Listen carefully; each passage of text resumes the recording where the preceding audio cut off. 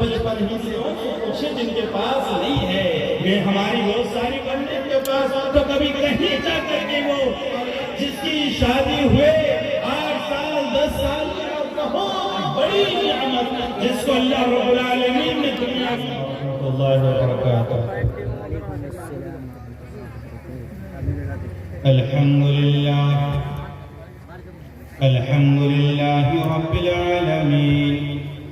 والعاقبة للمتقين والصلاة والسلام على رسوله الكريم أما بعد أعوذ بالله السميع العليم من الشيطان الرجيم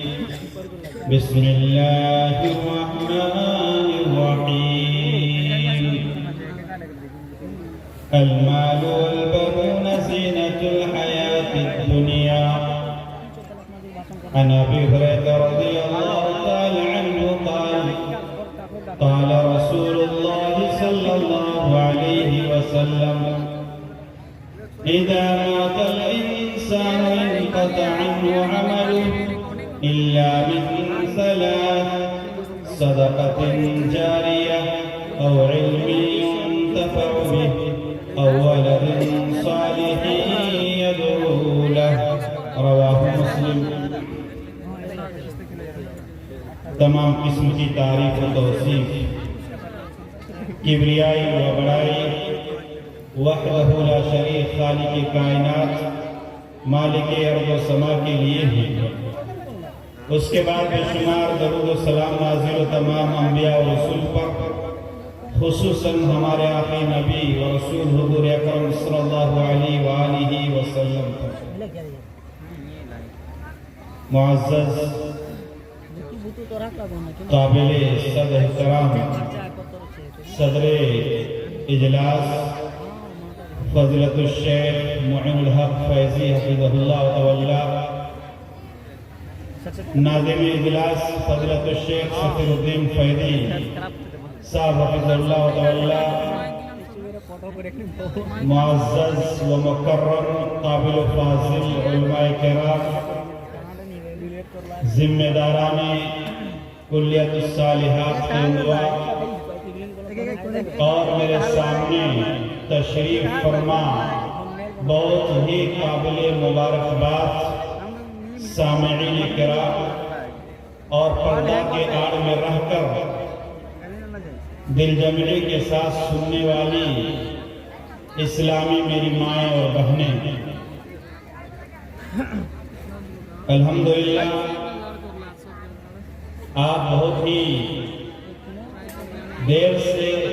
کتاب و سنت کی روشنی میں باتیں سن رہے ہیں اور انشاءاللہ مزید آپ سنیں گے۔ آپ بڑے بیتاب ہیں، بڑے منتظر ہیں، شدت کا آپ کو انتظار ہے، شدت سے آپ منتظر ہیں اپنے ان خطبہ کو سننے کے لیے جن کو ہم اپنے گھروں میں بھی سنتے ہیں، اپنے روم میں بھی سنتے ہیں۔ اگر ہمیں تقریر یوٹیوب میں نکالنی ہو تو ایسی صورت میں ہم سرچ مارتے ہیں کہ عبدالغفار سلفی صاحب کا نام لے کر ان کی تقریر سنتے ہیں۔ فضیلت الشیخ ابوالکلام سلفی صاحب جو اسٹیج پر تشریف فرما ہیں، انقریب آپ کے سامنے آنے والے ہیں، ان کی تقریر ہم سنتے ہیں، لیکن ہماری ان سے اتنی محبت اور اتنی الفت ہے کہ بارہا اور ہر جگہ دیکھنے اور سننے کے باوجود جہاں پر بھی ہمیں ان کا نام اشتہار میں دکھائی دیتا ہے تو ہم وہاں پہنچنے کی کوشش کرتے ہیں۔ یقیناً آپ کے محبین خطبہ آپ کے سامنے آئیں گے، تقریر کریں گے۔ چند منٹ کے لیے میں آپ کے سامنے حاضر ہوا ہوں۔ آپ سے گزارش ہوگی کہ آپ میری تقریر بھی سنیں اور جو ادھر ادھر بیٹھے ہوئے ہیں وہ آئیں خطبہ کو سننے کے لیے، اور دل جمعی سے جس طرح آپ نے ابھی تک دل جمعی سے سنا ہے بیٹھ کر اور سنجیدگی مکانت کا مظاہرہ کیا ہے، اسی طرح آپ دل جمعی سے بیٹھے سنیں، سنجیدگی اور مکانت کا مظاہرہ کریں۔ انشاءاللہ قیمتی باتیں بڑے بڑے علماء اور خطبہ کی زبانی آپ سنیں گے۔ معزز حاضرین، اللہ رب العالمین نے ہم انسانوں کو بے شمار نعمتوں سے نوازا، بے شمار انعامات اللہ رب العالمین نے ہمیں دیے ہیں، عطا کیے ہیں، جن نعمتوں کو ہم گن نہیں سکتے ہیں۔ خود اللہ رب العالمین نے قرآن مجید کے اندر کہا ان تعدوا نعمت اللہ لا تحصوها، اگر تم اللہ رب العالمین کی نعمتوں کو گننے چلو گے، شمار کرنے چلو گے، تو ایسی صورت میں تم گن نہیں سکتے، شمار نہیں کر سکتے۔ اللہ رب العالمین نے ہم انسان کو جو شکل و صورت دی ہے، جو اللہ رب العالمین نے ہماری حیت بنائی ہے، جو اللہ رب العالمین نے ہمارا ڈھانچہ بنایا ہے، ہم اپنے ڈھانچے پر ہی غور کریں تو ایسی صورت میں ہمیں معلوم یہ ہوگا کہ اللہ رب العالمین نے ہمیں بڑی بہترین شکل و صورت اور ڈھانچے سے نوازا ہے، اور اسی طرح بے شمار انعامات جو ہمیں روئے زمین پر دیکھ رہے ہیں یہ اللہ رب العالمین نے انسانوں کے لیے بنائے ہیں۔ انہی نعمتوں میں سے ایک عظیم اور بہت بڑی نعمت جس کو اللہ رب العالمین نے دنیا کی خوبصورتی بتلائی ہے، جس کو اللہ رب العالمین نے دنیا کی زینت بتلائی ہے، جس کو اللہ رب العالمین نے دنیا کی رونق بتلائی ہے، وہ کون سی عظیم نعمت ہے؟ وہ عظیم نعمت اولاد ہے، وہ عظیم نعمت ہمارے بچے ہیں، وہ بڑی نعمت ہماری بیٹیاں اور ہمارے بیٹے ہیں، یہ اللہ رب العالمین کی دی ہوئی بڑی نعمت ہے۔ آپ اس نعمت کا اندازہ اگر لگانا چاہتے ہیں تو ایسی صورت میں آپ اس شخص سے پوچھئے جس کی شادی کیے ہوئے 8 سال 10 سال کا عرصہ گزر گیا ہو اور ابھی اس کے گھر میں کوئی رونے والا نہیں ہے، اس کے گھر میں کوئی ضد کرنے والا نہیں ہے، دروازے میں انتظار کرنے والا کوئی نہیں ہے، اپنے جیب میں ٹٹولنے والا کوئی نہیں ہے، یعنی اس کے گھر میں کوئی بچہ نہیں ہے۔ جیسے اور لوگ ہیں جو باپ جا کر کے بچے پکارتے ہیں، وہ بھی چاہتا ہے کہ اللہ رب العالمین مجھے دے کوئی ایسی نعمت کہ مجھے بھی باپ جیسا لفظ پکارے، ابا جیسا لفظ پکارے، ڈیڈی جیسا لفظ پکارے، اور پکار کر کے میرے پاس دوڑتے ہوئے آئے۔ جب میں تھک ہار کر کے کام کر کے آؤں، جب میں آفس سے آؤں، مزدوری کر کر کے آؤں، تو ایسی صورت میں استقبال کرنے کے لیے ننھا منھا کوئی بچہ ہو، ننھے منھے کوئی بچی ہو جو دوڑتے ہوئے آ کر کے مجھ سے لپک جائے، جو دوڑتے ہوئے آ کر کے مجھ سے چپک جائے، جب میں کرسی پر بیٹھا رہوں یا گھر کے بستر پر رہوں تو کبھی میرے کندھے پر چڑھے، کبھی میرے جیب پر ٹٹولے، کبھی لائے ہوئے بستوں میں ہاتھ رکھے کہ اس بستے میں، اس بیگ میں، اس تھیلے میں میرے اپنے کیا لایا ہے، یہ کہنے والا اس کے گھر میں کوئی نہیں ہے۔ تو آپ اس سے پوچھئے کہ اولاد کی نعمت کتنی عظیم اور کتنی بڑی نعمت ہوتی ہے۔ اسی طرح آپ اس خاتون سے پوچھئے، اس لڑکی سے پوچھئے جس کی شادی ہوئے 8 سال 10 سال کا عرصہ گزر گیا ہو، جس کے عرصہ گزر جانے کے بعد 10 سال 20 سال کا وقت گزر جانے کے بعد اس کے گود میں کوئی کھیلنے والا بچہ نہ ہو، کوئی کھیلنے والا بچہ نہ ہو، اس کو کوئی ماں کہنے والا نہ ہو، اور اسی طرح اس کے گود کو، اس کے کپڑے کو گیلا کرنے والا نہ ہو، اس کے بستر کو بگاڑنے والا نہ کوئی نہ ہو، ٹیبل میں رکھے ہوئے سامان کو خراب کرنے والا کوئی نہ ہو، برتنوں کو توڑنے والا کوئی نہ ہو، پھڑپھڑانے والا کوئی نہ ہو، راتوں کی نیند کو خراب کرنے والا اگر کوئی نہ ہو، تو اس خاتون سے پوچھے کہ کیسے دن گزرتا ہے، اس خاتون سے پوچھے رات کیسے گزرتی ہے، اس عورت سے پوچھئے جس نے ہر طرح کا علاج کر لیا ہو، اس کے رشتہ داروں نے جو ڈاکٹر بتلائے اس ڈاکٹر کے پاس گیا ہو، جو بتلایا اس کے پاس گیا ہو، وہ چاہے جڑی بوٹی کی دوا ہو، انگریزی دوا ہو، ہومیوپیتھی کی دوا ہو، آیورویدک دوا ہو، یا اسی طرح یہاں تک کہ جب وہ ان ساری چیزوں سے مایوس ہو جاتے ہیں تو دنیا سے چھپ چھپا کر وہ شرک اور غلط جیسے کام بھی کرنے کے لیے تیار ہو جاتے ہیں، جو اللہ رب العالمین کو پسند نہیں ہے۔ کبھی کسی اوجھا کے پاس، کبھی کسی بابا کے پاس، تو کبھی کسی پنڈت کے پاس، تو کبھی کہیں جا کر کے وہ اولاد کی منت اور سماجت کرتے ہیں کہ کہیں یہ اولاد میرے پاس آ جائے، بچہ آ جائے۔ اس نے کہا بنگلور کا، کلکتہ کا اور دنیا کے کسی خطے کا، جہاں تک اسے پہنچنے کی طاقت ہو،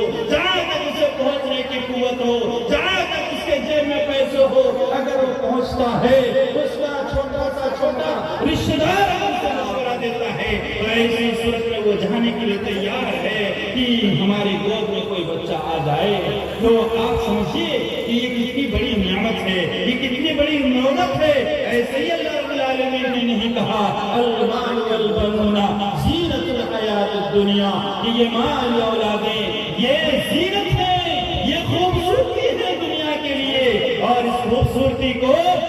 ہمیں اندازہ نہیں ہے، لیکن ان لوگوں سے پوچھے جن کے پاس نہیں ہے۔ ہماری بہت ساری بہنیں اپنے گھروں کے رشتہ داروں میں نہیں جاتی ہیں، شادی بیاہ میں شریک نہیں ہوتی ہیں، عقیقہ کے پروگرام میں نہیں جاتی ہیں۔ کوئی یہ سوال نہ کر لے کہ بہن کیا تمہاری شادی ہو گئی ہے، کیا تمہارے بچے ہیں، شادی میں کتنے سال ہو گئے، کئی شرمندگی سے مجھے جواب دینا پڑ جائے اور میں اپنے پیشانی کو مجھے جھکانے پر مجبور نہ ہونا پڑے۔ اس لیے بہت ساری ہماری بہنیں شادیوں جیسے خوشی کے محفلوں میں شریک نہیں ہوتی ہیں، گھروں کے بہت سارے پروگرام میں شریک نہیں ہوتی ہیں، اگر ہوتی ہیں تو دبک کر بیٹھی رہتی ہیں، چپکے سے بیٹھی رہتی ہیں، گھبراتی ہیں، ڈرتی ہیں، سامتی ہیں کہ کہیں مجھ سے کوئی پوچھ نہ لے، سوال نہ کر لے کہ کوئی بچہ ہے یا نہیں ہے۔ کیوں؟ اس لیے کہ یہ بڑا عجیب ہے، اور ہر شخص کو یہ خواہش ہوتی ہے کہ ہمارے گھر میں بھی کوئی آواز لگانے والا، پکارنے والا، بستروں کو خراب کرنے والا، برتنوں کو توڑنے والا، کرسیوں کو توڑنے والا، کوئی ضد کرنے والا ہو، جس کی ضد کو ہم سنیں، جس کی آواز اور پکار کو سنیں۔ ہر ماں باپ کے ہر بوڑھے کو اپنے بیٹوں سے امید ہوتی ہے کہ اس کے بیٹوں کے بیٹے ہوں یعنی پوتے ہوں، تاکہ اس کے گھر میں وہ رونق ہوتی رہے۔ تو ظاہر سی بات ہے کہ اتنی جب عظیم نعمت ہے، اتنی بڑی جب نعمت ہے، تو اس نعمت کے تعلق سے اللہ رب العالمین کے یہاں بھی ہماری بڑی کوشش ہوگی۔ اللہ رب العالمین کے یہاں ہم سے بڑا سوال جواب کا سامنا کرنا پڑے گا اگر ہم نے اس عظیم نعمت کی قدر نہ کی، اس عظیم نعمت کی طرف ہم نے توجہ نہیں دی، یعنی اولاد کی طرف ہم نے اگر توجہ نہیں دیا، تو ایسی صرف اللہ رب العالمین کے یہاں ہم مسئول ہوں گے، اللہ رب العالمین کے یہاں ہمیں جواب دینا ہوگا، اللہ رب العالمین کے یہاں ہماری گرفت ہوگی۔ اللہ رب العالمین نے جہاں پر مال اور اولاد کو، بچوں کو زینت الحیات الدنیا کہا ہے، وہیں پر اللہ رب العالمین نے یہ بھی کہا ہے انما اموالکم واولادکم فتنہ، کہ تمہارے مال اور یہ تمہاری اولادیں تمہارے لیے باعث فتنہ ہیں، یعنی آزمائش کے باعث ہے۔ اللہ رب العالمین نے کہا یہ آزمائش کے باعث ہے۔ اس طرح کہ اگر ہم نے اپنے مال کو اچھے راستے میں لگایا اور ہم نے اپنے بچوں کی اچھی تربیت کی، تو ایسی صورت اللہ رب العالمین کے یہاں سے شروع ہوں گے، اللہ رب العالمین کے یہاں ہمیں بڑا انعام ملے گا، اللہ رب العالمین کے یہاں اس کا بہتر بدلہ ملے گا۔ اگر ہم نے اپنے اولاد کی صحیح تربیت نہ کی، اگر ہم نے اپنے اولاد کو صحیح راستہ نہ دکھلایا، اگر ہم نے اپنے بچوں کو دین اسلام سے روشناس نہ کرایا، اگر ہم نے قرآن و حدیث کی سے تعلیم نہیں دی، اگر ہم نے نماز و روزے کی تعلیم نہیں دی، اگر ہم نے اللہ رب العالمین کی وحدانیت کو نہیں پہچانوایا، تو ایسی صورت میں اگر یہ اولادیں بگڑ گئیں، یہ راہ راست سے بھٹک گئیں، ہمارے بچے اگر اسلام سے دور ہو گئے، شرک میں مبتلا ہو گئے، بدعات و خرافات میں پڑ گئے، نمازوں سے دور ہو گئے، برائیوں میں اگر لگ گئے، تو ایسی صورت میں جہاں ان کو سزا تو ملے گی، وہیں پر ان کے ذمہ دار ان کے ماں باپ کو بھی سزا ملے گی، ان سے بھی بعض وقت کوشش ہوگی کہ تم نے اپنے بچوں کی صحیح رہنمائی کیوں نہ کی، تم نے اپنے بچوں کی صحیح تربیت کیوں نہ کی۔ اگر ہم چاہتے ہیں، اگر آپ چاہتے ہیں کہ یہ بچے بڑے ہو کر یہ ہمارا خیال رکھے، اگر آپ چاہتے ہیں کہ ماں باپ کی خدمت کرے، آپ چاہتے ہیں کہ بڑھاپے میں ہمارا سہارا بنے، ایسی صورت میں ان کے بچپن ہی سے ہمیں ان کی تربیت کا خیال رکھنا ہوگا، ان کی پرورش کا خیال رکھنا ہوگا، ان کی تربیت کی طرف ہمیں توجہ دینی ہوگی، تبھی ہم جا کر کے ان کی خدمت پائیں گے، تبھی جا کر کے یہ ماں باپ کے حقوق کو جانیں گے، اور حقوق جانتے ہوئے یہ اسلامی راستے میں چل کر اپنے ماں باپ کے لیے کچھ کام کریں گے۔ اور یہی وجہ ہے کہ اگر اسلام کے مطابق ہم نے اپنے بچوں کو تربیت دی ہے تو ایسی صورت میں یہ ساری چیزیں ملیں گی. اب یہ کیسے ملیں گی؟ ہماری اولادیں کیسے صحیح ہوں گی؟ بہت سارے ایسے ہمارے بھائی ہیں، دوست ہیں، بزرگ ہیں جن کے بچے جب بڑے ابھی چھوٹے ہیں، 5 سال 7 سال 10 سال کے، وہ کہتے ہیں ابھی تو چھوٹا ہے، یہ ابھی کھیلنے کودنے کی عمر اس کی چل رہی ہے. جب وہ 15 سال 18 سال کی عمر کو پہنچ جاتا ہے، جب ہمارے بس سے وہ باہر ہو جاتا ہے، اب ہمارے پاس کوئی راستہ نہیں ہے کہ اس کو سیدھے راستے پر لائیں، تب ہم بگڑتے ہوئے اولاد کو دیکھ کر ہم ترستے ہیں، ہم خون کے آنسو بہاتے ہیں، لوگوں سے شکایتیں کرتے ہیں، جاتے ہیں کبھی ان کے استاد کے پاس، کبھی ان کے بڑے بھائی کے پاس، کبھی چچا کے پاس، کبھی اس کے نانا اور ماما کے پاس، جس کو سمجھاؤ یہ بگڑ رہا ہے، یہ غلط راستے میں چل رہا ہے. جب اس کی عمر ختم ہو جاتی ہے تربیت کی، تب ہم تربیت کا آغاز کرنے کی کوشش کرتے ہیں، شروعات کرنے کی کوشش کرتے ہیں. اس لیے اللہ کے رسول صلی اللہ علیہ وسلم نے ہمیں بڑی بہترین تعلیم دی ہے. اگر ہم چاہتے ہیں کہ ہماری اولاد نیک ہو، ہم چاہتے ہیں کہ ہماری اولاد اسلامی تربیت کے مطابق زندگی گزارے، ہم چاہتے ہیں کہ ہمارا یہ سہارا بنے بڑھاپے میں، تو اللہ کے رسول صلی اللہ علیہ وسلم کی اس تعلیم پر ہمیں عمل کرنا ہوگا. کون سی تعلیم ہے جو بتا کر میں اپنی بات کو ختم کر دوں گا، اس لیے کہ وقت محدود ہے. وہ تعلیم یہ ہے، اللہ کے رسول صلی اللہ علیہ وسلم کی حدیث ہے، بہت مشہور حدیث ہے، بخاری مسلم میں موجود ہے. حضرت عمر رضی اللہ تعالی عنہ راوی حدیث کو بیان کرتے ہیں کہ رسول اللہ صلی اللہ علیہ وسلم نے فرمایا تنکح المرأة لأربع، ایک عورت سے 4 چیزوں کی بنیاد پر دیکھ کر کے ایک عورت سے شادی کی جاتی ہے، ایک لڑکی سے. یعنی لڑکے والے عام طور پر لڑکی کو 4 چیزوں کو دیکھ کر کے لاتے ہیں اپنے گھر میں. وہ 4 چیزیں کیا ہیں؟ کچھ لوگ کیا دیکھتے ہیں؟ لمالها، اس کے مال کو دیکھتے ہیں کہ لڑکی کا مال کتنا ہے. ابھی میراث کی بات چل رہی تھی نا، تو ہم دیکھتے ہیں کہ کتنا جہیز ملے گا، کتنا سامان آئے گا، یا اس کے ماں باپ، بچے کے ماں باپ، یا بچہ خود دیکھتا ہے کہ کس طرح ہم سولیں گے. تو لمالها، مال کو دیکھ کر کچھ لوگ شادی کرتے ہیں، کچھ لوگ لحسب یا خاندان کو دیکھ کر، کچھ لوگ جمالها، خوبصورتی کو دیکھ کر. یہ 3 چیزیں. اور چوتھی چیز جو بہت کم لوگ دیکھتے ہیں، یہ دین کو دیکھ کر. اور اللہ کے رسول صلی اللہ علیہ وسلم نے اسی دین کے تعلق سے کہا ہے فَاظْفَرْ بِذَاتِ الدِّينِ، کہ تم دین والی کو ترجیح دو. اگر مال نہیں ہے چلے گا، اگر بڑا خاندان نہیں تو چلے گا، اگر اس طرح وہ بہت زیادہ خوبصورت نہیں ہے تو بھی کوئی حرج کی بات نہیں ہے، چل جائے گی، شادی سے ہو جائے گی. لیکن اگر دینداری ہے تو ایسی صورت میں سب کچھ چلے گا. لیکن اگر دینداری نہیں ہے، مال ہے، جمال ہے، یعنی خوبصورتی ہے، بڑا خاندان ہے، تو یاد رکھیے گا آپ زندگی بھر پچھتاتے رہیں گے. آپ کا گھر اطمینان و سکون والا گھر نہیں ہو سکتا ہے. اگر آپ کو اطمینان چاہیے، اگر آپ چاہتے ہیں کہ آپ کی زندگی اطمینان بخش ہو، آپ چاہتے ہیں کہ آپ کی اولاد کی تربیت اچھی ہو، آپ چاہتے ہیں کہ آپ کا گھرانہ اسلامی گھرانہ ہو، تو اللہ کے رسول صلی اللہ علیہ وسلم کی اس بات پر عمل کرنا ہوگا. فَاظْفَرْ بِذَاتِ الدِّينِ، دین والی کو ترجیح دیجیے. کیوں؟ غور کیجیے، اللہ کے رسول صلی اللہ علیہ وسلم نے ہمیں تعلیم دی ہے کہ جب لڑکا یا نوجوان شادی کرے یا اسے ماں باپ شادی کرائے تو ایسی صورت میں وہ دین والی لڑکی کو ترجیح دے. کیوں؟ ابھی ہم نے غور کیا ہے. غور کرنے کی بات یہ ہے، اور غور کرنے کی بات یہ ہے کہ آج ہمارے یہ زمانہ سوشل میڈیا کا زمانہ ہے. ہر ایک کے ہاتھ میں بڑا موبائل ہے، کسی کے پاس آئی فون ہے تو کسی کے پاس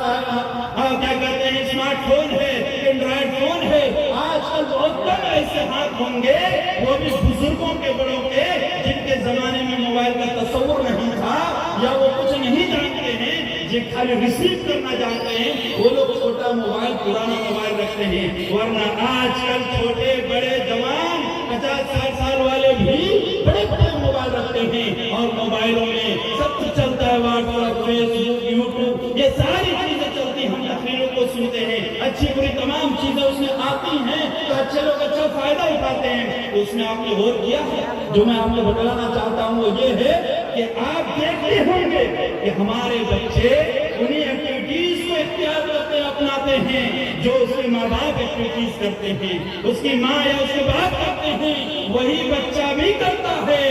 اسی لیے اللہ کے رسول صلی اللہ علیہ وسلم نے کہا فَاظْفَرْ بِذَاتِ الدِّینِ کہ دین والی کو ترجیح دو۔ کیوں؟ اس لیے کہ اگر تم دین والی کو لاؤ گے، اس کے بدن سے اس کے پیٹ سے جو بچہ پیدا ہوگا وہ دیکھے گا کہ میری ماں نماز پڑھ رہی ہے تو وہ بھی نماز کی طرف توجہ دے گا، اور وہ دیکھے گا میری ماں قرآن کی تلاوت کر رہی ہے تو وہ قرآن کو اٹھائے گا۔ آپ نے بچوں کو دیکھا ہوگا اگر باپ مصلی لیتا ہے تو بیٹا بھی اس کے بازو میں جا کے کھڑا ہوتا ہے، ماں مصلی میں کھڑے ہو کر ہاتھ باندھتی ہے تو بچہ یا بچی بھی اولادیں میں جا کر کے ہاتھ باندھتی ہیں، کھڑی ہوتی ہیں۔ ان کو نہیں معلوم ہے کہ میری ماں اپنی زبان سے کیا نکال رہی ہے، ان کو نہیں معلوم ہے کہ کون سے کلمات میری ماں پڑھ رہی ہے، لیکن پھر بھی وہ بچہ ہونٹ ہلاتا ہے، اس لیے کہ وہ دیکھتا ہے کہ میری ماں ہونٹ ہلا رہی ہے۔ قرآن کی اولاد کو پرکھتی ہے، وہ دیکھتا ہے کہ میری ماں کتاب پڑھ رہی ہے، اسے اس قرآن کی کسی اہمیت کا اندازہ نہیں ہے، اس کلام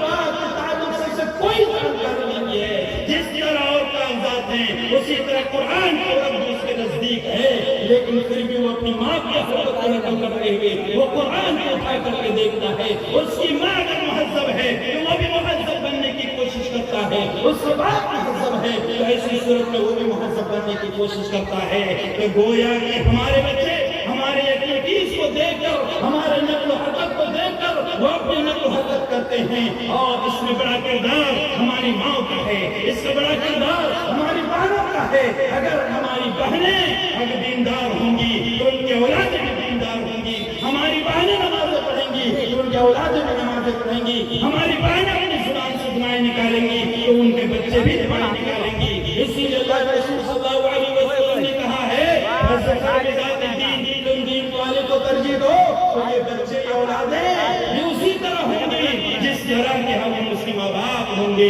اس کے والدین ہوں گے، ماتا پتا ہوں گے۔ ہمیں کب سے سوچنا چاہیے اپنے بچوں کے تعلق سے؟ شادی سے کرنے سے پہلے سے، جب ہم شادی کے لیے لڑکی کا انتخاب کریں، جب شادی کے لیے آپ اپنے بہو کا انتخاب کریں تو دین کا انتخاب کریں، تبھی آپ کو خدمت ملے گی، تبھی آپ کا گھرانہ اسلامی گھرانہ ہوگا، تبھی ان کے بدن سے پیدا ہونے والے بچے اسلامی بچے ہوں گے۔ ورنہ ابھی شادی کے لیے جو حالات پیدا ہو رہے ہیں، مہینہ 4 مہینہ 6 مہینہ سال میں گزر جانے کے بعد اسے ساس سسر کی کوئی فکر نہیں ہوتی ہے، اولاد کی کوئی فکر نہیں ہوتی ہے۔ ظاہر سی بات ہے آپ سیریلوں میں وقت گزارنے والی لڑکی کو لائیں گے، ظاہر سی بات ہے چیٹنگ کرنے والے گھرانے سے لڑکیوں کو لائیں گے تو وہ اولادیں بھی اسی طرح اپنا وقت گزاریں گی۔ میں یہ نہیں کہتا کہ ہماری ساری بہنیں، ہماری ساری مائیں اس حرکت میں مبتلا ہے یا اسی طرح سوشل میڈیا میں وہ رہتی ہیں، کہنے کا مطلب یہ ہے، اور اس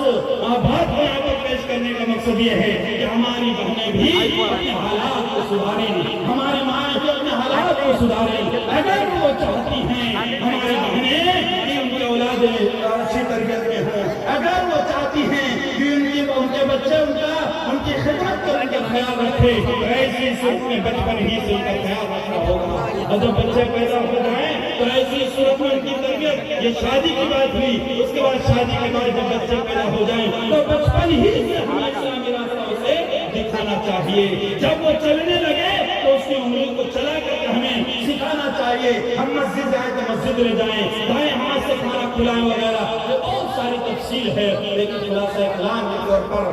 چند باتیں میں نے آپ کے سامنے پیش کی ہے، اور جو میرا مقصد تھا وہ آپ سمجھ رہے ہوں گے، اور جو میرا پیغام مجھے پہنچانا تھا آپ تک وہ میں کم پہنچانے کی میں نے کوشش کی ہے، اور حتی امکان پہنچ بھی گیا ہے الحمدللہ۔ تو بس میرا یہ پیغام دینا ہے مختصراً یہ ہے کہ ہمیں بچپن ہی سے، چھوٹے ہی سے اپنے بچوں کی تربیت کے لیے فکر مند ہونا چاہیے، ورنہ آج اولادیں، آج نسلیں جو ہیں بڑی بگڑ رہی ہیں، پھر ہم وہاں یہاں اس کے پاس جا کر کے شکایت کریں گے، بوڑھا ہونے کے بعد تو اس کا کوئی فائدہ نہیں ہے۔ جب وہ ہمارے ہاتھ سے نکل جائے، ہم لاکھ کسی کے پاس جا کے اس کی شکایت کریں، وہ اب ہاتھ سے نکل جانے کے بعد بڑا مشکل ہے کہ وہ ہمارے پاس لوٹ کر کے آئے۔ اسی لیے ہمارے نوجوانوں کو چاہیے جن کے بھی چھوٹے بچے ہیں کہ وہ اپنے بچوں کی اچھی پرورش کریں، اچھی تربیت کریں، اسلامی تربیت کریں۔ آپ دنیاوی ڈگری دیں، بڑا سے بڑا دنیاوی آدمی بنائیں، ٹھیک ہے، ہمیں مسلمانوں کو ضرورت بھی ہے کہ بڑے